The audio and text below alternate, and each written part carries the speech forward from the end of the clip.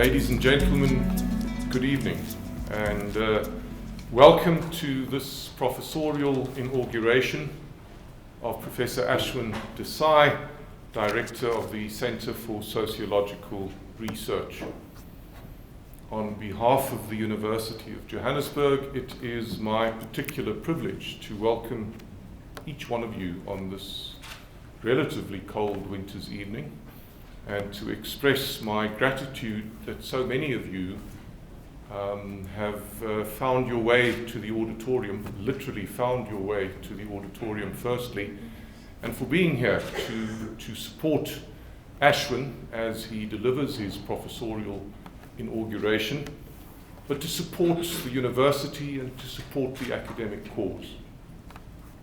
I would like to welcome in particular retired Judge Chris Nicholson, who will be Aswin's respondent after Aswin has delivered his inaugural address, Professor Tinyiku Maluleke, Deputy Vice-Chancellor for Internationalization, Student Affairs and Advancement, Professor Lionel Postumus, the Vice Dean of the Faculty of Humanities, who is standing in this evening for the Executive Dean, Professor Rory Ryan.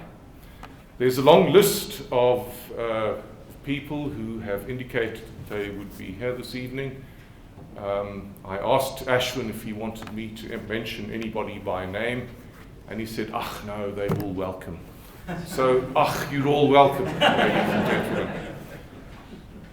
An inaugural address is an important occasion for any university, but particularly for the University of Johannesburg. We are still a relatively young institution. We're all of 9 years old this year, and we have grand pretensions. We would like to pursue stature and excellence as virtues in their own right. And we believe that we have achieved the upwardly mobile means to achieve stature and excellence. Stature and excellence comes together whenever an inaugural address is delivered. We believe, and the community of scholars out there believes, that the particular individual, in this case Aswin Desai, has the stature to be called a professor and therefore to profess at the very highest level of his discipline, and that his stature marks him out as a scholar of excellence. So in pursuit of stature and excellence, every inaugural address at this university is a special occasion, and your presence this evening makes it a special occasion. I would now like to call on Professor Lionel Postumus to introduce Professor Desai to you. Professor Desai will then deliver his inaugural address. Thereafter, Judge Nicholson will respond to the address. After that, I will say some concluding remarks, and we will all file out again. And after that, it's entertainment all the way. Thank you.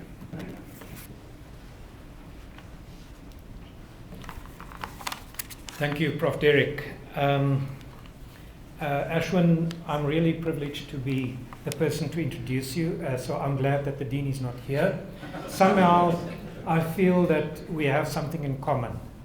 While you were running foul in Durban, I was practicing my stick fighting and skills as a hunter with a ketty in the same province as you were at the time, in the 60s and 70s. Ladies and gentlemen, let me introduce Aswin Desai to you. Aswin Desai was born and ran wild in the streets of Durban in the 1960s and 70s. The Casbah and the streets of Chatsworth were his training ground for a career in voyeurism, known in sociology circles as fieldwork. His other great skill is the discipline, which his books and articles reveal is participant observation. At school, he was hopeless. When it came to counting, his Gujarati blood somehow did not kick in. When it came to biology, his Catholicism could not get around evolution. His highest honor at school was bellboy. His first formal game of cricket was at the Springfield grounds.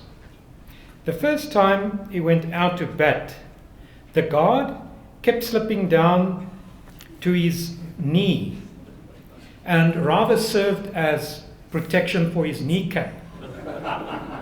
With pads which could barely stay up and his private parts exposed to a maniac who kept trying to maim him by bowling beamers, he fell in love with the game, nevertheless. Age 17, he went to London. There he worked in a dairy, attempted to study, but spent most of his time fighting skinheads, drinking and chasing girls and boys with pink complexions in mini skirts. On returning to South Africa, he went to Rhodes University, where he played lots of football, scraped through a couple of degrees, and finally left for Michigan State University on a Fulbright scholarship where he merged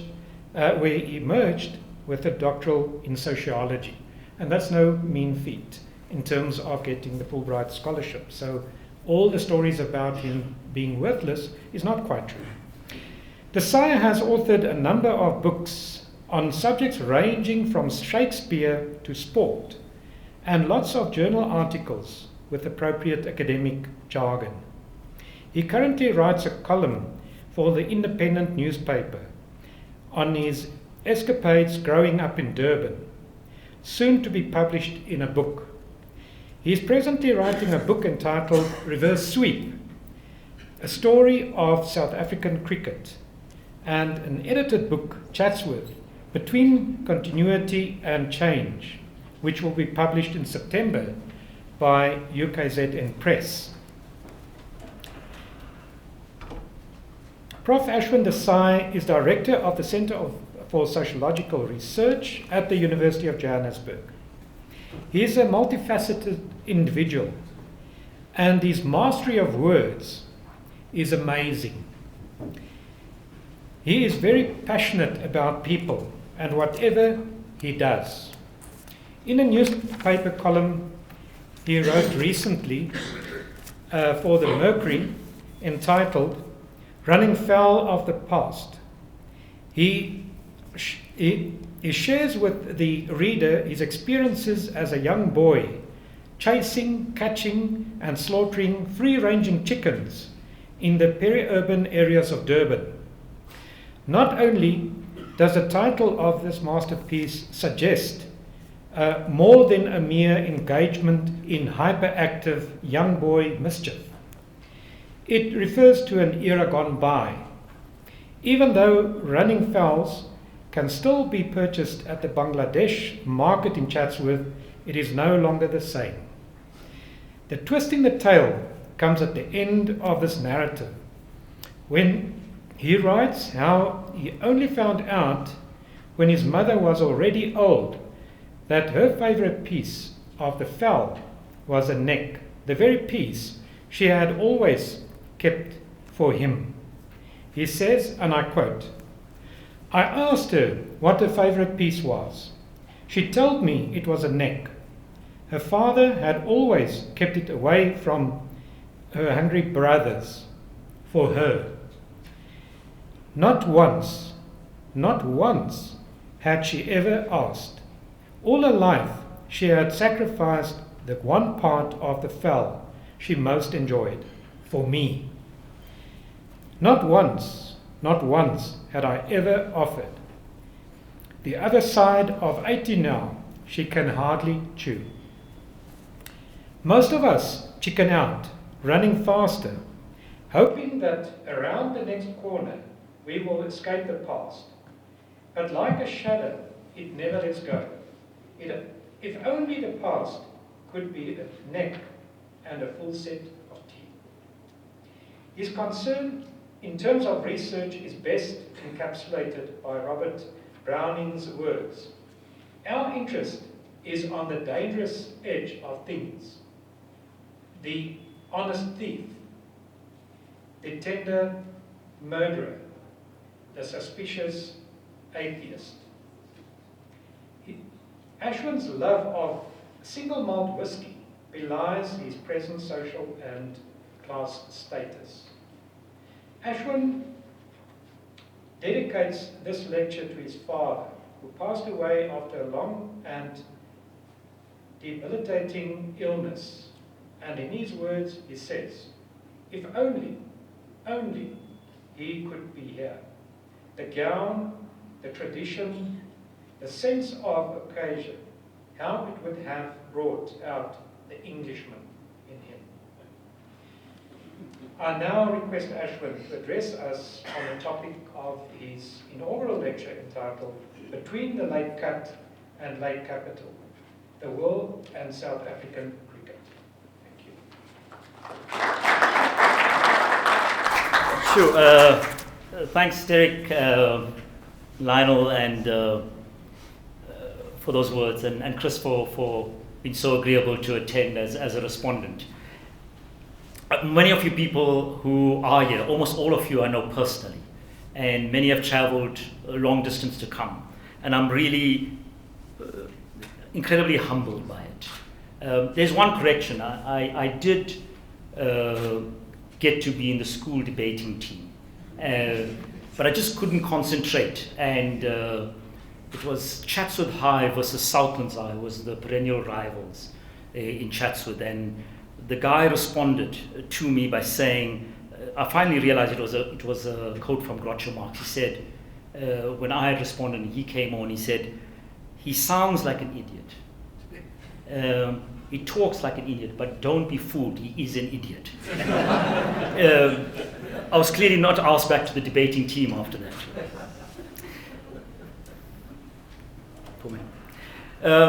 When I first thought about the kind of topic I wanted to have at this lecture, I was very keen that it was the kind of topic that will encourage and interest people outside of the academy, not only people inside of the academy. And having, especially in the last couple of years, spent a long time being involved in cricket, I was very keen to try and apply my mind to using cricket as a metaphor, to using cricket as a window to understanding both the transition in society, but also the transition globally. It is for that reason I wanted to introduce people outside the academy to sometimes things that appear to be so theoretical and outside their ambit. And so I wanted in my lecture to talk about Marx and Weber and David Harvey and Ernest Mandel, but in manners that indicated that if you don't understand these things, then you don't understand society. We live in a society that makes an incredible attempt to dumb down everything and to want to make things easy. But the road to hell is paved with that kind of illiteracy that goes with technical knowledge. The idea of understanding fundamental changes in the global economy so that you can be a good cricket administrator is very important. And so that's what this lecture is about. It's about an idea of looking back at what cricket was, how people accumulated runs, what was their sense of nationalism, and relate that to the particular form that capitalism took at that time and where we are going to now. I wanted to predicate that analysis on an understanding of where South African cricket is.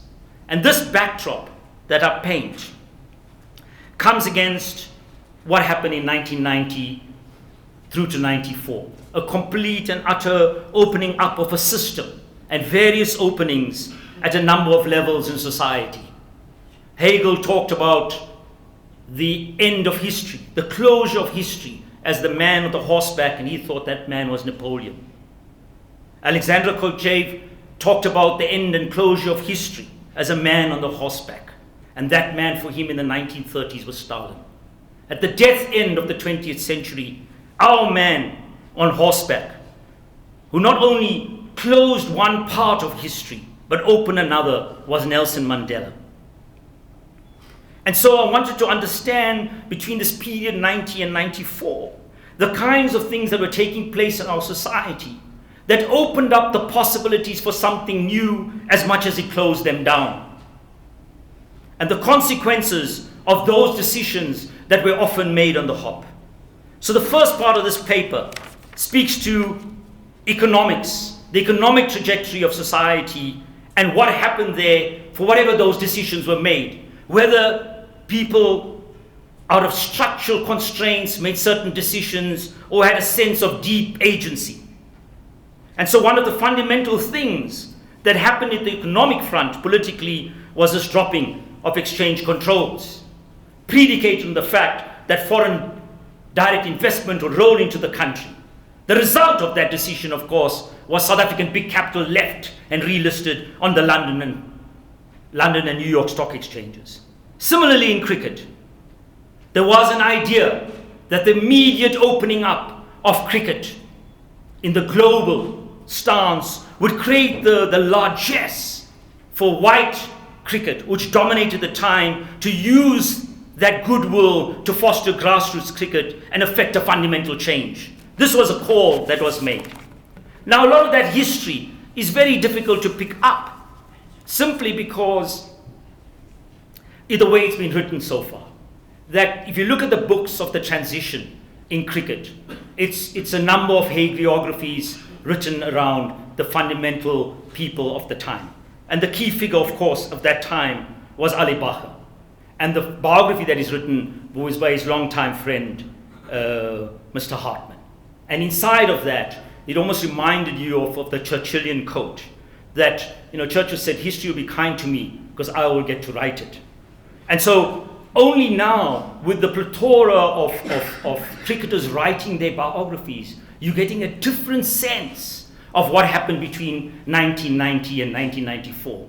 That if you look through the biographies and read it meticulously, you'll see a completely different picture around the selection of Herschel Gibbs and Mackay and Tini from Peter Pollock in the updated book, God's Fast Bowlers. If you look at the biography of Alan Donald, he'll give you a completely different idea about what Omar Henry felt going with the first Proteas team to Australia. And so sometimes the transition starts to be told by reading these things in a very critical way. And so in the first part of this paper, I start talking about this narrative and as it is written, that Bacher met Steve Tshwete. Together they guided South Africa to build this rainbow nation, that cricket became a model of transformation, and it led, in some senses, the South African transition. That history is still to be written critically, and the decisions that were made by people. I then want to focus mainly in this paper, as you will see, on the coming or to power of Gerald Majola. And the person who's probably our best historian, Andre Odendaal, writes about the coming of Majola. And Majola, he says, Majola promised a more business-orientated organizational model, streamlining what he saw as bloated structures while promising to redress the racial imbalance of the past. Odendaal argues that Majola had to deal with Bacher's mess, which included, and I quote, Hansigate, a shameful lack of black participation at administrative and playing levels, implicit and explicit racism in a divided sport, unsatisfactory financial and management systems, lack of transparency at all levels of administration, an unsustainable and inconsistent flow of quality players into the national and provincial setup. Close quote. This assessment of Bacher's legacy was to prove ironically prophetic. Majola himself was soon caught up in controversies that mirrored the very critique of Bacher that Odendaal presented. One of the first cracks to appear was Majola's relationship with Dr. Inyoka, the president of Gauteng Cricket Board at the time. In 2001-2002 season, Inyoka called Majola's assertion that transformation was going well buffoonery, and said that UCB's transformation accord was a betrayal of African aspirations. After all the hype around Africanization heralded by Majola coming to power, the results were paltry. In the 2009 2020 World Cup, there was not one African player in the team. In the lower leagues, there was little to crow about either, as the Nicholson report was later to reveal. These developments sat uneasily with Odendaal's optimism in 2003 that fundamental changes in cricket were forthcoming. And I quote Odendaal, "The old non-racial South African Cricket Board leadership, together with a new generation of African administrators, have established a new hegemony in South African cricket and are effectively leading the game." What was the content of Odendaal's new hegemony? Undoubtedly, more black administrators were coming through. But out of this, there's a presumption that if black administrators are in power, there will be fundamental change of direction. While there might have been dominance in numbers, it is another thing to see this as hegemony as conceptualized by the preeminent writer on the subject, Antonio Gramsci. In the Gramscian sense, project of the war of position, unlike the compressed singular moment in the war of maneuver, that was clearly not on the agenda, a longer protracted struggle is involved that moves beyond the opposition's forward trenches. In retrospect, it would appear that Majola never got beyond the boardroom trenches. The new black leadership largely assumed the privileges accorded to white administrators, and it would appear showed little commitment to broadening the game beyond traditional preserves. Revealingly, 8 years into Majola's term, the Langa Commission stated, and I quote, "Inequitable resource distribution, low intensity affirmative change, and empowerment initiatives have contributed to an emotionally charged and conflict-ridden situation." Under Majola, CSA placed an overwhelming emphasis on the national team. Mickey Arthur, the then coach of the team from 2005 to 2010, reveals in his biography that CSA bosses were obsessed with ensuring one black African in the national team, while the provinces failed to create a pool of African players from which to select. These shortcomings and doublespeak were to be exposed in the Nicholson Commission appointed by the Minister of Sport and Recreation, Fikile Mbolula, after it became clear that internal attempts by CSA to investigate the bonus scandal of 2009 were at best inadequate. The Nicholson report laid bare this modus operandi. Under Majola's watch, national teams rarely featured black African players. Increases in the budget for development also failed to redress the situation. Evidence during the Nicholson inquiry led to the summation that, and I quote, "Clearly something is wrong with the distribution of the money by the affiliates and programs for the upliftment of the game in depressed areas." To understand, I would argue, Gerald Majola is to think about black economic empowerment speak, and I quote MacDonald, "By Africanizing elites, the ANC plays to racialism, broadens the racial coalition that benefits from collusive business organization, and depoliticizes economic inequality. The new African bourgeoisie, because it shares racial identities with the bulk of the poor and class interests with white economic elites, is in a position to mediate the gap between rich and poor and black and white by creating cross-cutting cleavages. Cutting in the African bourgeoisie without providing for the African poor changes the racial character of economic inequality. But it does not narrow it much. It enlists new elites in collusive businesses, but it does not expose them to much new competition. And it rewards racialist political strategies of legitimation and stabilization, but it does not allow the African poor effective institutional recourse. It changes the beneficiaries and justifications for the political economy, but not its logic. As the focus remained on the number of Africans in the national team, the neglect of grassroots cricket was rarely raised. If anything tempers the wild hype of the strides made around non-racialism in the Baka years and the expectations of the Majola era, it is events that were played out in the Gauteng Cricket Board. And many of the Gauteng Cricket Board are here, and I'm glad for it. It was alleged that white clubs who play in the Premier League and were entitled to more votes than the black clubs that play mainly in the lower leagues were using this to entrench privilege. In order to supposedly level the playing fields, the Langa Commission recommended that the Gauteng Cricket Board have 3 separate chambers, black, white, and Indian colored, who could all vote for their own representatives.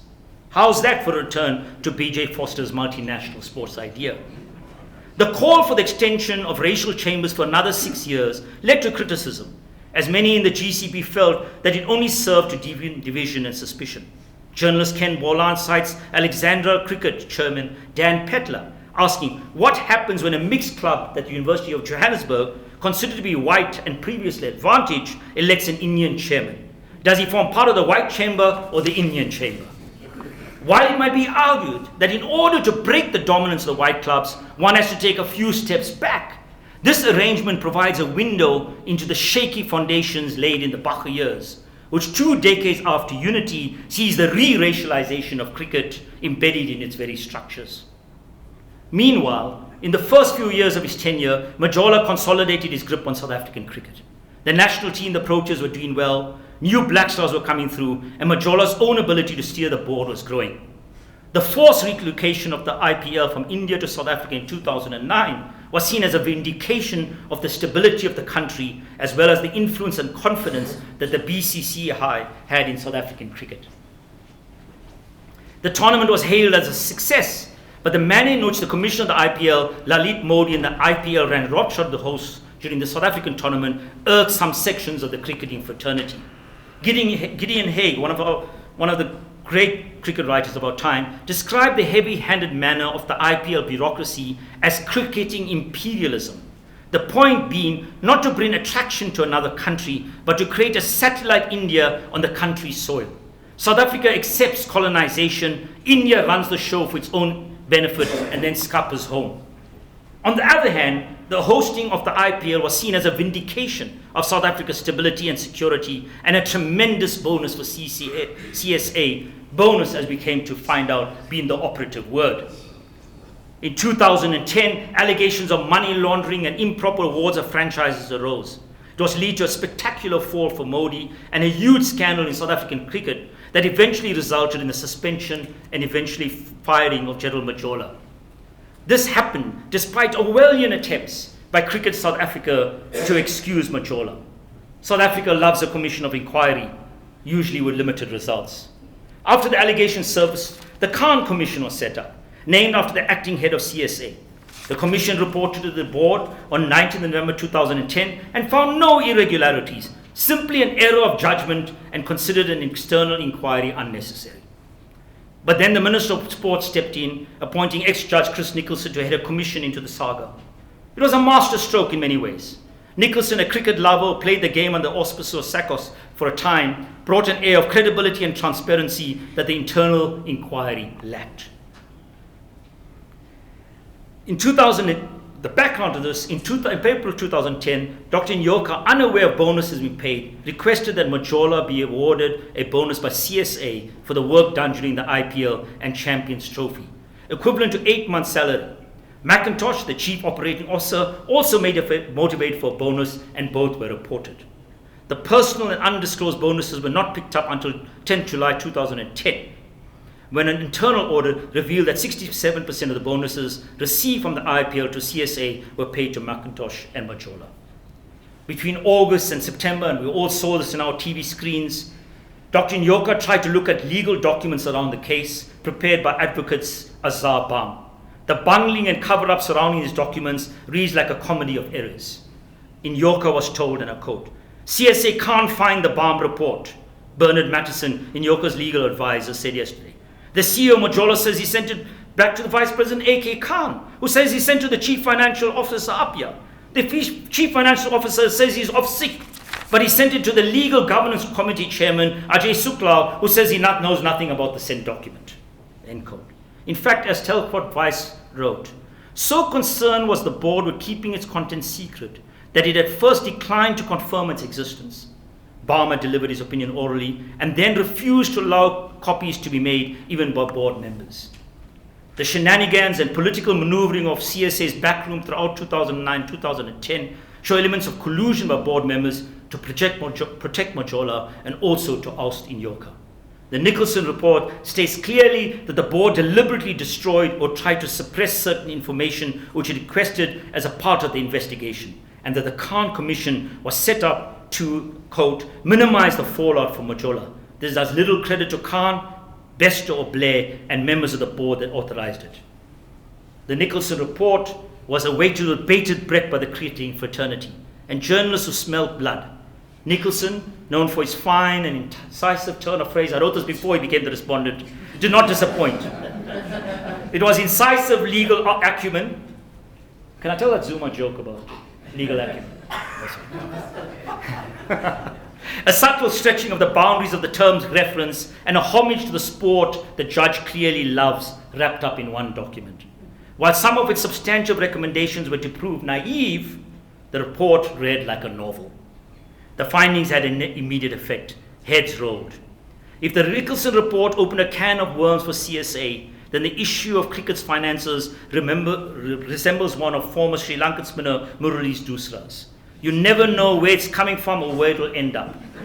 As Mike Atherton pointedly wrote of the consequences of a game suddenly awash with money, and I quote him, truly when the nostrils of cricket administrators twitch with the scent of money, they cannot but bury their snouts in the trough. Majola was finally dismissed on the 19th of October 2012. However, this was not the concluding act in the drama. Scandal and intrigue continued to dog the CSA. In 2012, a steering committee was set up to implement the Nicholson report. It recommended that the new board consists of 5 independent directors and 5 directors chosen from the 11 presidents of the provincial unions. Sean Christensen, who is here tonight, a member of the steering committee, was chosen to chair the nominations committee, which unanimously chose Norman Arendse as an independent director and recommended that he lead the new board. However, Arendse was disqualified on the nebulous grounds that he was honorary vice president and of the Western Province Cricket Union. Christensen said he felt used and abused by the CSA over the election of independent board members. The net result was that the majority of independents were selected from the upper echelons of the business world, ranging from banking to mining to alcohol peddlers. Nicholson had recommended that independent positions be filled by people who had the necessary business acumen, but also an understanding of the game itself, especially at grassroots level. This mandate was clearly not fulfilled. In response to the board's composition, cricket writer Telford Weiss was moved to ask, and I quote, here's an argument. A board drawn solely from the ranks of cricket administrators has failed to deliver a team that looks like South Africa. So what chance does a board featuring a butcher, a banker, and a candlestick maker having of turning the poachers into a genuinely national team? The danger was that the Nicholson report, seen as a catalyst for stability, actually created the conditions for further turmoil. In relation to Arendse, it was agreed that the South African Sports Federation and Olympic Committee would submit to arbitration. The arbitration went in favor of Arendse, throwing the CSA into further turmoil. CSA had no option but to add Arendse to the independent list. The dispute also emboldened some members of the CSA to call for an increase in the number of representatives from provincial unions. The figure settled on was 7. This, of course, was happening against the backdrop that while we were shoring up the boundaries of South African cricket, IPL was on the move and the BCCI. And one of the stunning quotes to understand the IPL and its consequences and relate this to the changing nature of capital accumulation globally is a quote from a guy called Kelso in The Guardian. Theatrical, wildly hyped and hugely lucrative, the auction was a watershed moment for the IPL and the international game. In the last month, before a ball has been bowled, the league has raised $1.8 billion, more than the ICC will receive for its next 2 World Cups. It exposed the ICC's commercial limitations, strained relations between member states, underlined the deficiency of the overcrowded international calendar, and by offering staggering annual salaries for 6 weeks cricket, threatened the bond between players and national sides. As Kelso points out, the face of cricket dramatically changed as the 21st century unfolded. It was as if the game, having a sense that it lagged behind other sports, accelerated, creating the conditions for private ownership of the game, with players and television rights auctioned off at a bewildering rate. One is reminded of the words of David Harvey. The relative stable aesthetic of Fordist modernism has given way to all the ferment, instability, and fleeting qualities of the postmodernist aesthetic that celebrates difference, spectacle, fashion, and the commodification of cultural forms. The changes in cricket encourage a slew of writing that took cognizance of the IPL and tried to understand that these developments meant for the medium and long-term future of the game. For Boria Majumdar, quote him, unifying the global cricket world under its aegis, India has successfully consolidated its commercial hold atop cricket's global hierarchy. Commercial dominance, according to Majumba, ended Indian inferiority at home and abroad. And I quote this, and you've got to listen to this. This is one of the top writers on cricket. And you'll see this Indian chauvinism at its height. Forget the Guptas, I mean, there are many around. Such a common man's understanding of race has been substantially transformed in recent times. And the Indian Premier League, a hugely successful Indian innovation, has certainly helped mediate this change. Race in contemporary India is no longer a discourse predicated upon notions of inferiority. Rather, of late at least, it is built upon a notion of privilege, which is largely to do with India's newfound status as a world player in the era of globalization. At no point am I trying to claim that the IPL is a singular mover in heralding this transformation. Rather, it is my contention that the IPL has significantly enhanced the process. A breath of fresh air, which has converted the game into a multi-billion-dollar enterprise and India into the real nerve center of the gentleman's game, completing the process of India's cricket decolonization. Majumba's effusiveness prevents him from questioning who actually benefits from the IPL. How does the common man get a sense of privilege through the IPL or the long-term consequences of the privatization of the game, in which decolonization has been followed by re-territorialization of Indian capital? Ramchandra Guha tempers Majumba's enthusiasm, but his own conclusions are difficult to countenance, and I quote him. The IPL has given capitalism and entrepreneurship a bad name, but it's also been bad for Indian democracy, in that it has vividly and even brazenly underlined the distance between the affluent, urban middle classes and the rest of India. Consider the fact that no city in India's largest state, Uttar Pradesh, which has an excellent Ranji Trophy team, was awarded a franchise. Nor any city in Bihar, Orissa, or Madhya Pradesh. To leave out four of India's largest states, all cricket mad and which collectively account for close to half the country's population, must seriously disqualify their league's claim to be Indian, close quotes. Guha bemoans the fact that the IPL exposes the gap between rich and poor India. What does he want the IPL to do? Disguise this. Guha calls the IPL a smash and grab crony league, displaying an air of exclusivity in one of the world's poorest and most crazed nations, cricket crazed nations. How this translates into IPL as bad for capitalism, democracy and cricket, though is difficult to accept. Global capitalism, in whatever guise, deepens uneven development rather than levels the playing fields. In the light of the betting scandals that hit the 2013 IPL, Guha was back on the attack. For him, the scandal vindicated his earlier critique that the IPL revealed the worst of Indian capitalism. Intriguingly, he sought to separate good Indian capital from bad, identifying companies like Tata and Mahindra as those who do not buy IPL teams. This, he infers, showed that they are not involved in cronyism and nefarious practices. Guha's call is for the ending of the IPL in 2020 to be run as a game between states. But it begs the question as why those who run states should be any less corrupt, given that many state governments have become mired in a series of corruption scandals in India. And how will the very best players be attracted to India, or will this be a series with mainly Indian players? While there's something to be said for invoking the values of decency and community against elitism and commerce, which now contend for the soul of the game, Guha's position, while purportedly attacking the sleaze of the IPL, seeks a return to the old days of privileged clubs in India, where one can don a tie and make use of the 50-year membership of the local long room, where everyone knows the proper order of the utensils and seating arrangements. Guha is not only tilting at windmills, but is a classic example of wanting to push back crony capitalism only for old privilege to once more police the boundaries of the game. Cricket was always a site of caste and class privilege in India, hidden within a set of seemingly fair rules and tradition. The IPL has rendered this world open and transparent by its very crudity. When people like Guha hold up the tie and jacket and lifelong membership of the Long Room Brigade as a bulwark against the brashness of Indian money and gyrating masses that have one eye on the dancing girls and the other on cricket, one is reminded here of Pierre Bourdieu's book, Distinction, in which he refers to the Parisian haute bourgeoisie, which, combining all forms of prestige and all the titles of economic and cultural nobility, has no counterpart elsewhere, at least for the arrogance of its cultural judgments.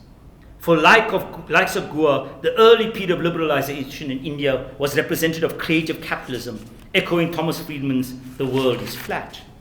Contrary to this belief, from the outset, liberalization benefited the few and the privatizations that accompanied it reinforced the power of the existing Indian bourgeoisie. As David Harvey puts it, neoliberalism has created a flat world for multinational corporations and for the billionaire, entrepreneur, and investor class, but a rough, jagged, and uneven world for everyone else. The IPL is symptomatic of a phase of global capitalism where monopolies broaden and tighten their grip, feeding off the state while simultaneously eroding its power to control them.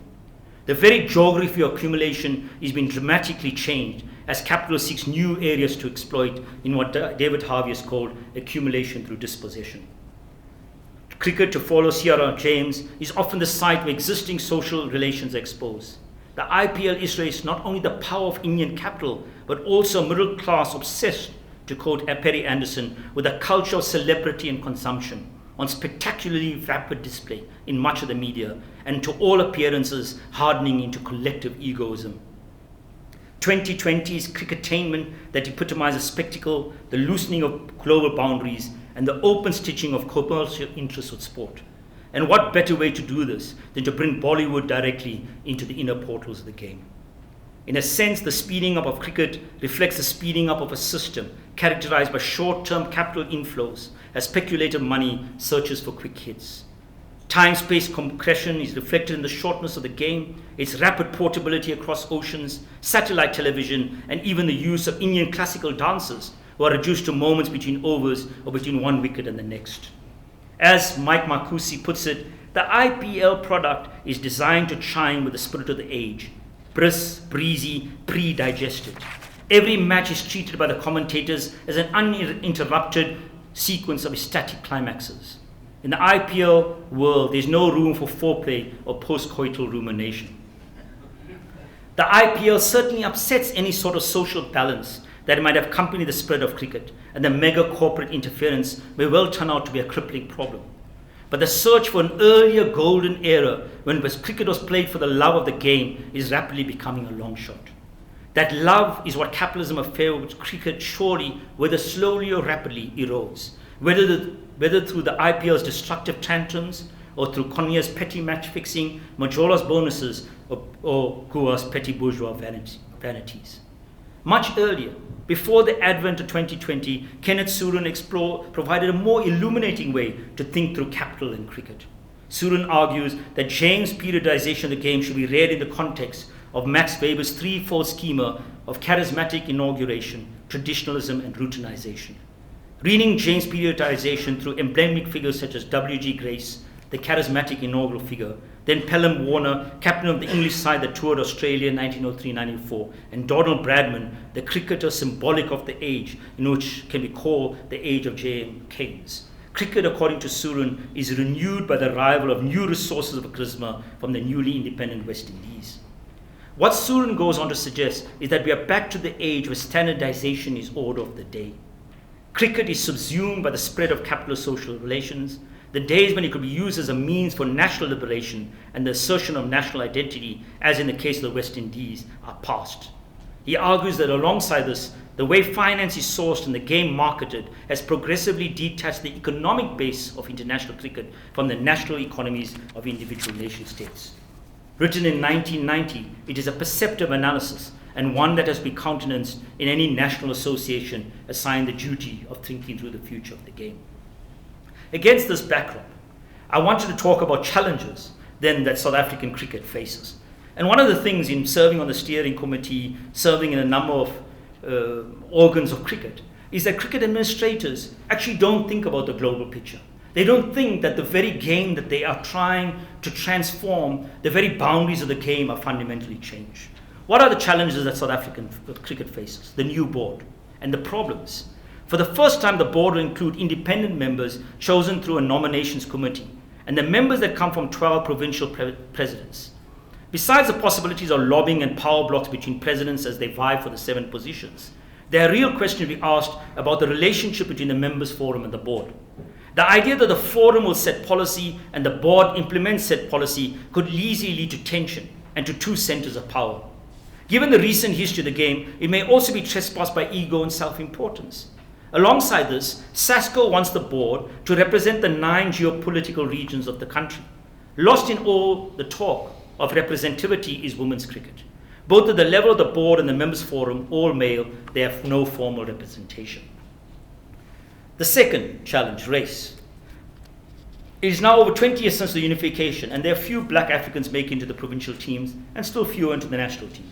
This is despite millions being spent on development programs. This suggests that these programs clearly need to be re-evaluated.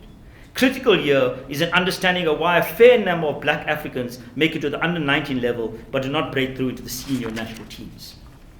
3 historical legacies. While this is an argument often advanced for conservatives, we need to squarely confront the reality that communities have particular cricket-playing histories. These communities have not only racial, but regional characteristics. If the cricket-playing community of South Africa was overwhelmingly African, and the national and provincial sides were not, this would speak to race being a determinative. However, to have expectations of 3 African players in the squad or other elite squads when less than 30% of the cricket-playing population is African is to assume that these numbers can only be achieved by preferential treatment. In a sense, this is what Mickey Arthur was expected to do when he was cajoled by some members of CSA to increase the number of black Africans in the team, despite the limited numbers at provincial level. This may work in workplace assignments and appointments in the form of affirmative action, but has limited value in application in elite sports. The job of increasing this number cannot only fall to cricket. It is primarily the government's job through increasing the resources at state schools. If fundamentals such as delivery of textbooks cannot be filled due to a mixture of corruption and ineptitude, then one wonders how cricket kids will arrive there. Cricket and capital. The game is changing fundamentally with increased power vested in the Indian Cricket Board. How does South Africa respond to this in the ICC? Is the ICC an anachronism in its present form, constituted by nation states who in fact ceded power to the Indian Board, which in turn is trespassed by Indian capital? 5, player mobility and transformation. The growth of the IPL also poses new challenges. Players are paid incredible salaries, and some like Jacques Kallis have shown that they're prepared to forego playing for the national team, but not the IPL. What does this mean for South African transformation? If the board pushes too hard on the transformation through colour of the team and by funneling resources into grassroots cricket, top players might well concentrate in the IPL at the expense of the national team. 6, the role of provinces. What is the role of provincial unions? The interprovincial games are marked by lack of spectator interest. Long tours by visiting teams, once an important source of revenue, are on the decline. Club cricket has taken a knock. The old county and district unions have disappeared. New models of cricket ownership have to be contended with and fashioned. 7, school sports. It says a great deal that our often derided elite schools have largely produced black players who make it into the national side. The challenge is how to harness these centers of excellence with an emphasis on grassroots cricket. There are thus a myriad of challenges facing South African cricket. The test and 50-over formats of the game are on the decline. Largesse from the 20-over game has largely been handed over to India. One bonus has been the stake in the T20 Champions Tournament, where South Africa has a 20% stake, Australia 30%, and India the rest.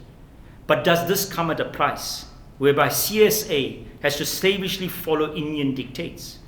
The leading players, no longer regarded as pariahs in the world, have become powerful and do not need the protection and benevolence of the cricket board, or to play for the national team for that matter.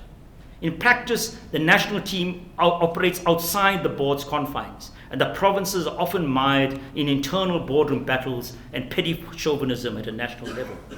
Gideon Haig's words are prescient about the direction in which the game is heading, and I quote him. There's a sense, though, that the game has been so deeply subverted by economic objectives, the interests of broadcasters, advertisers, corporate investors, a group of entrepreneurs, administrators, and an elite of international players, that the rest of us must accept our lot as simple customers at the end of the assembly line.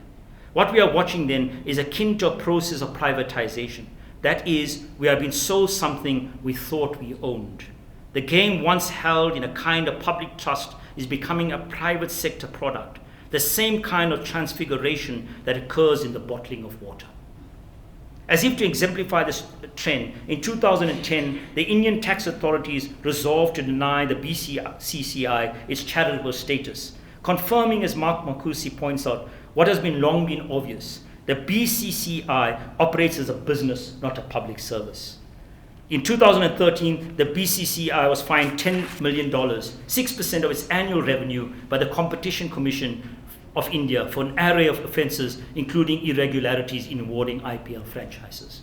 In this context, the Nicholson report pronounced, "We are concerned that CSA obtained Section 21 status on the basis that it would devote substantial revenue to the development of cricket in previously disadvantaged areas, and that CSA is departing from that condition. We would recommend that to the Minister that the South African Revenue Services be approached and requested to examine the Section 21 status of CSA and ascertain whether CSA is complying with the tax-exempt status conditions established." Herein lay the contradictions at the heart of the Nicholson report. On the one hand, it wants to ensure a fully independent board that takes power away from provincial cricket representatives. But at the same time, it wants to ensure that cricket development remains at the centre of CSA's work. Who drives this process? It appears that the report relies on meeting legal obligations. But what motivation is there for provincial and local authorities to own this process and seed it with their own time and resources? To conclude, the classic book on cricket is CLR James' Beyond a Boundary. Cricket, James shows, was not just a game. In the way it was played and in the response of the crowd, it stood as a symbolic enactment of, and indeed a catalyst for national liberation. In the 21st century, as Beckles put it, the team is no longer recognized as being an element within the grand Pan-African project. It has no commitment to any political cause or movement. Today, cricket is a game without boundaries. Its pitches marked not by the flag or emblem of a people, but the branding of sponsors. Freedom is the mobility of top cricketers and coaches to ply their trade throughout the globe. Beckles argues that many West Indian cricketers exposed to unemployment, poverty, and the state as an oppressive instrument have come to identify themselves as targeted victims of the nation they are expected to represent, and have de-linked themselves from it. In similar fashion, if white cricketers in South Africa see themselves as targets because of privilege, they could well react in the same way. With the old structures of wealth accumulation firmly in place, and privileged schools continuing to churn out well-educated cricketers, highly talented white South Africans are eminently able to take advantage of market forces. This phenomenon will increasingly include black players as more go to private schools and thereby have access to top facilities. Ironically, the CSA feeds in this process, encouraging cricket scholarships to the most elite schools and thereby sustaining the already uneven playing fields. Alongside this, new players in the form of Bollywood, big capital and television have stretched the boundaries of the sport, while old cricketing structures struggle to keep up. In this context, it appears that India is the stage and the rest are mere players. Cricket always had an imperial swagger to it. It just has a new Raj calling the shots. How South African cricket bosses respond to the new imperial power is a crucial question. Yet this is hardly ever raised as an issue worthy of debate. As in our national economies, we seem obsessed with chauvinistically demonstrating the triumph of our independence from internal colonial masters, but remain naively oblivious to the imposition of new centers of power and capitalist need for value extraction. There are indeed broader questions to be asked beyond the boundary. What is India's role in Africa? By all accounts, trade is growing at a rapid rate, some arguing that it has increased in the last 5 years by 400%. While many African states have seen this as a much-needed foreign investment, there is growing criticism of the nature of this investment and its long-term consequences. It is also interesting that the association of newly emerging economies known as BRICS touts itself as some counter-hegemonic force against Western imperialist interests. When peasants in Africa are shoved off the land by business from a BRICS country, when more and more land is in the hands of foreign investors producing for their own market back home, one wonders how this entity can seriously be portrayed as an anti-imperialist force. Capitalism might have come late to cricket, but it has signaled its arrival with dancing girls, Bollywood stars, auctions, and millions of consumers of a new product. It is the CSA's role to simply hang on to the coattails of the BCCI, carrying out its bidding at the ICC in the hope that dollops of largesse will come its way. For CLR James, the late cut of St. Hill represented an assertion of individual skill and the expression of national liberation. That time is no more. The accumulation of runs has been replaced by the accumulation of money.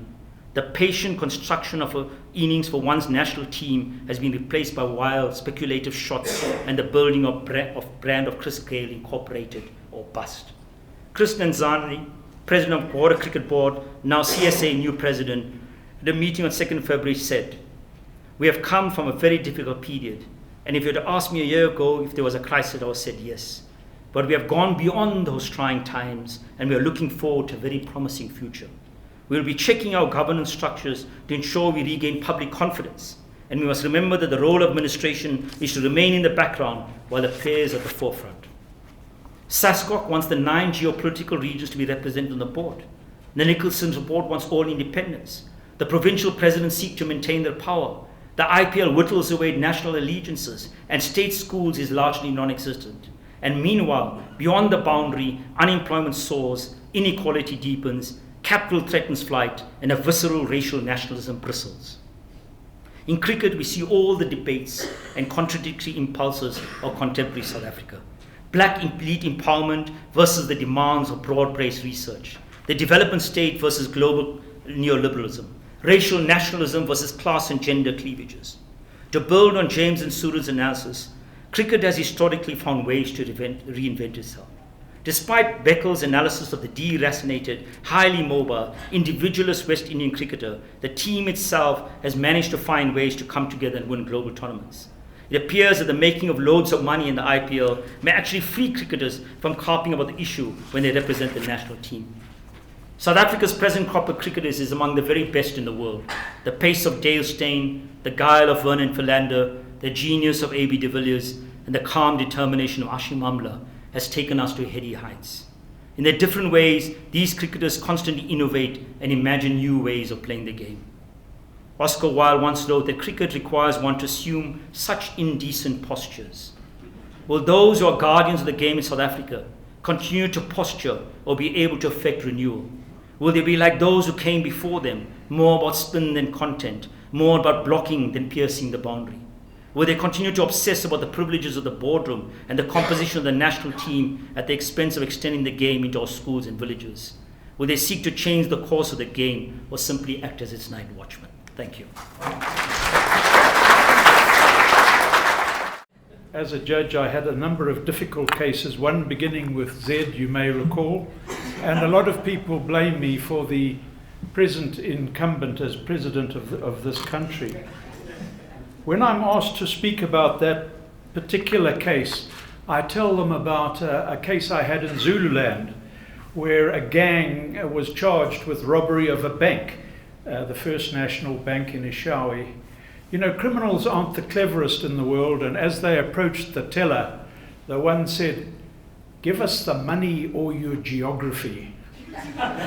The teller, shaking like that, said, "Don't you mean history?" And the robber said, "Don't change the subject."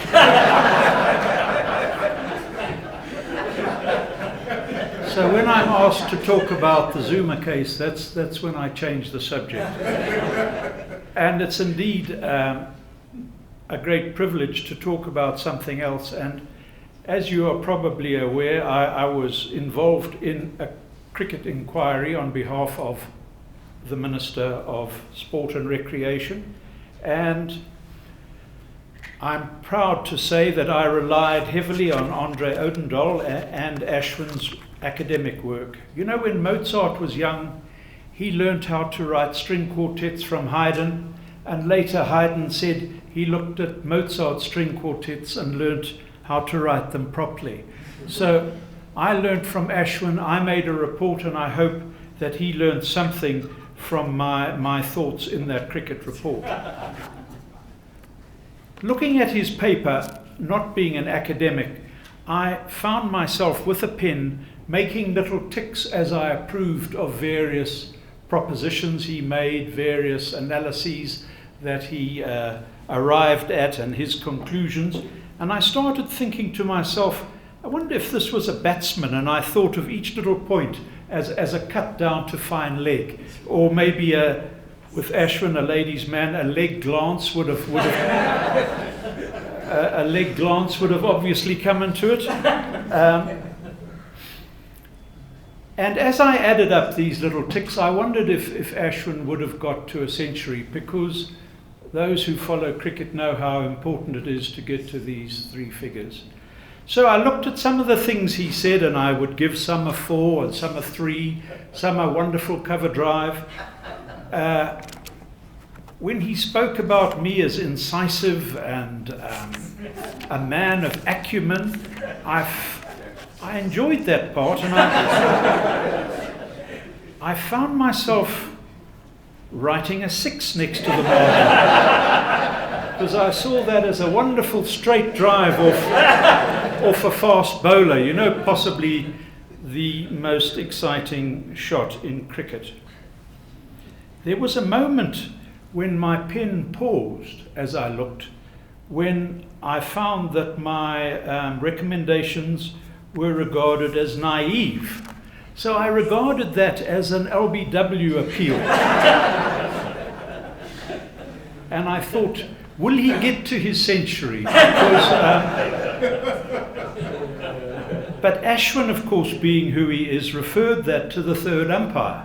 And I think what he meant by naive was maybe utopia, maybe idealistic.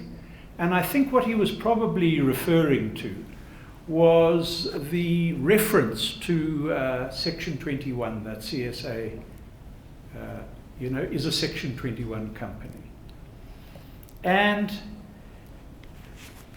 in our deliberations, we of course were not reinventing the wheel. We were looking at reports. Firstly, a report from New Zealand, where a man called John Hood looked at New Zealand cricket. I believe they play rugby in New Zealand, and cricket is like the Cinderella sport. So how do you attract crowds in a country like New Zealand? How do you attract sponsorships? So they decided to relook at the game, and they came forward with the notion of proper corporate governance for sport.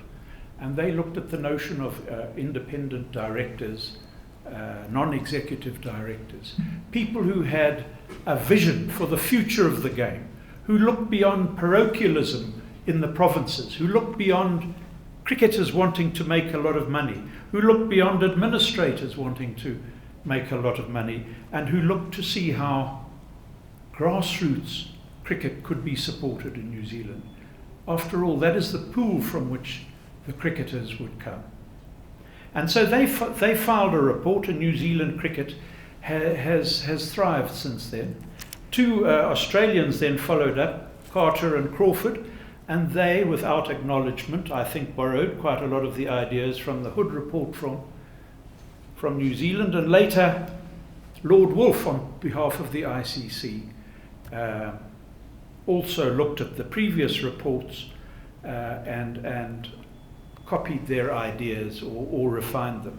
So I was in the fortunate position to have at my disposal all these reports, which talked about independent non-executive directors, which talked about the encouragement of grassroots cricket. And in fact, our report, we started with some quotes. One of the quotes was from Crawford and Carter, and they said, and I quote, "There is a well-observed pattern in sport around the world, which is that the money is increasingly concentrated at the very top of the sport and not well distributed to lower levels."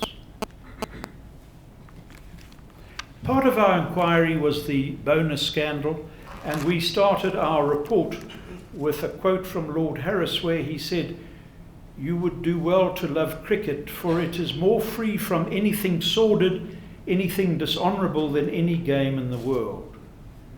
Foster it, my brother, so that it may attract all who can find the time to play it. Protect it from any that would sully it, so that it may grow in favour with all men."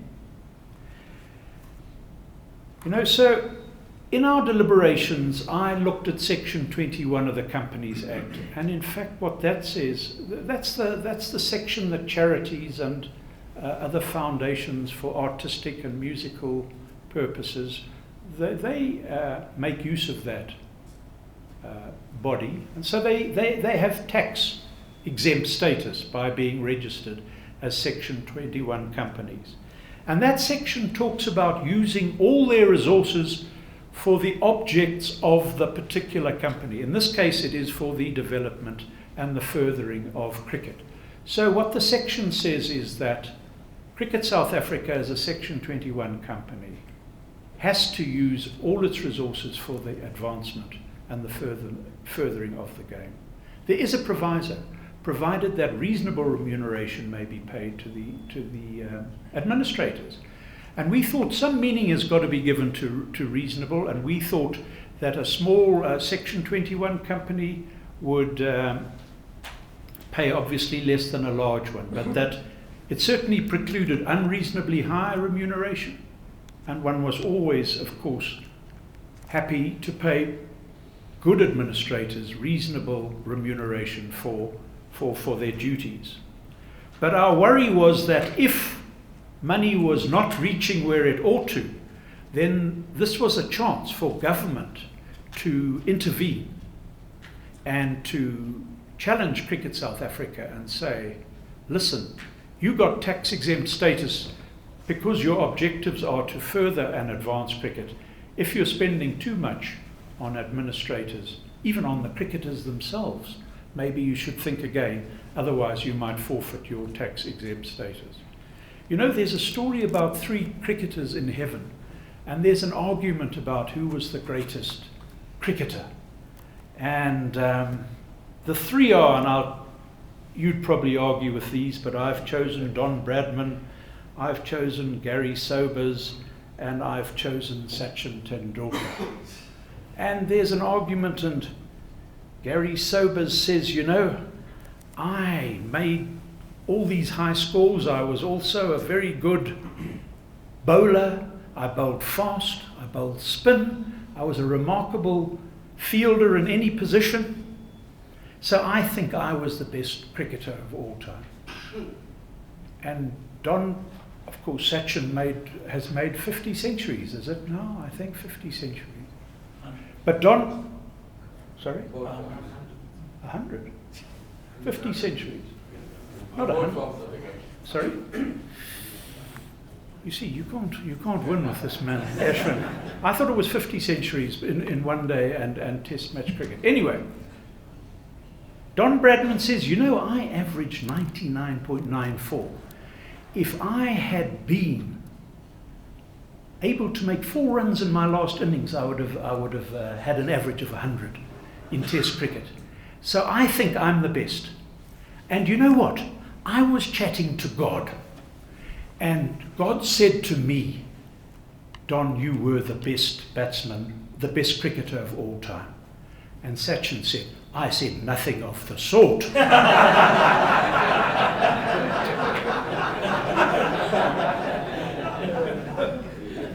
So, you know, much of what we said and what my comments would be are contained in the cricket report, which is available on the internet.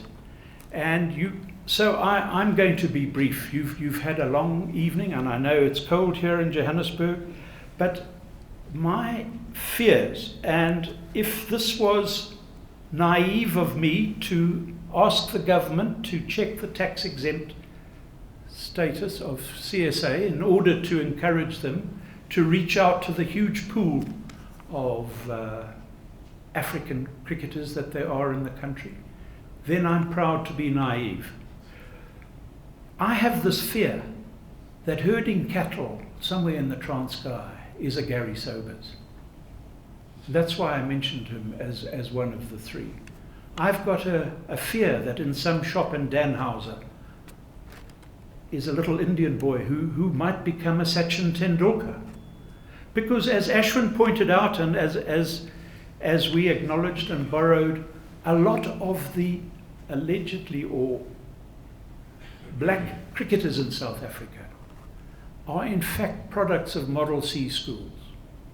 I think Vernon Philander is the first real product of a real government school. And look how long it took for him to arrive on the scene. I think he comes from the Cape Flats, is that right, Ashwin? And You can talk about our man in Natal, but he went to Stanger High, and I think he was filched by Durban High School. And Mackay and Tini, I think he went to Dale. So one can look at the black and coloured cricketers. You may find a lot of them came from privileged white and a lot of them private schools. So you know why soccer is 77th in the world? Because there isn't that great sporting school tradition. And cricket has that great tradition in the private and in the old Model C schools. I mean, I was going to put Jacques Kallis as one of the greatest cricketers. And indeed he is. He's probably, made 10,000 runs. He's probably taken 300 wickets by now. And those huge paws of his, how many catches have they not held at first slip? So maybe he was the greatest cricketer of all time. Where did he go? Was it in the Cape, wasn't it? At Rondebosch High. A Model C school, clearly, was it not? So I would applaud Aswin's paper, and I would urge you to study it, and I would hope that his book receives wide distribution, not only amongst the cricket-loving public, but also in the political world that we move in. Because let's face it, the large companies in India have hijacked our great game. Do you know there now will be people who will not want to play for their countries but would rather want to play in the IPL? So capital is winning round the world. There are companies that governments will not take on. They are too powerful. And so they are taking away our wonderful game. It was a big mistake to stop playing cricket with white clothes. That's my... That was the big error. As soon as we put on those coloured pyjamas, the rot set in. So what will happen to 5-day cricket, that wonderful institution? Can you imagine that Razzmatazz 2020 they call cricket, where everybody's slogging and the slog sweep and this abomination of all, the reverse sweep? I think Bradman would have turned in his grave if he heard about the reverse sweep, let alone the greats like Pelham Warner. By the way, as a matter of interest, can you be LBW if you do a reverse sweep?